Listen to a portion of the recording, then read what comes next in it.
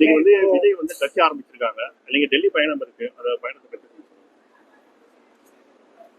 இந்த தலைவர் தளபதி அவருடைய சொல்லுக்கு இணங்க இன்று காலை நாங்கள் தமிழக வெற்றி கழகத்துடைய கட்சி பதிவு பண்ணுறதுக்கு உண்டான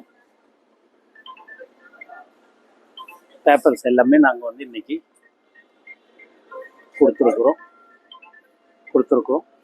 மீதி எல்லாமே எங்கள் தலைவர் அவர்கள் அறிக்கையில் விவரமாக எல்லாம் சொல்லியிருக்கிறாரு. அதை நீங்கள் உங்களுக்கு தெரியும். அதுபடி நாங்கள் நடந்தோம். சார் இன்னைக்கு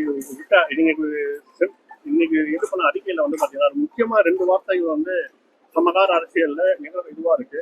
அதில் முக்கியமான பார்த்தீங்கன்னா ஊழல் மறைந்த அரசியல் கலாச்சாரம் ஒரு புறம் என்றால் நம் மக்களை சாதி மத வேதங்கள் வாயிலாக பிரிவு பக்கம் அரசியல் என்று இருபுறமும் மக்கள் அவதிக்குள்ளாகிட்டுன்னு சொல்லியிருக்காங்க. இது யாரை குறிப்பிட்டு இன்னைக்கு தான் நாங்கள் முதல்ல ஆரம்பிச்சிருக்கிறோம். இது எல்லாமே இனிமேல் பட்டு அதிகபூர்வமான நாங்கள் அவர்களை நியமிப்போம். அவர்களிடம் நீங்கள் எந்த கேள்வியாக இருந்தாலும் கேளுங்க. அவங்க அதுக்கு உண்டான பதிலை சொல்லுவாங்க. எதுவாக இருந்தாலும் தலைவருடைய அனுமதி பெற்றுதான் நான் எதுவாக இருந்தாலும் சொல்ல முடியும் என்பதை இந்த நேரத்தில் நான் தெரிவித்துக் கொள்கிறேன். தளபதியுடைய ரசிகர்கள் தலைவருக்கு எல்லோரும் வாழ்த்து தெரிவித்தார்கள்.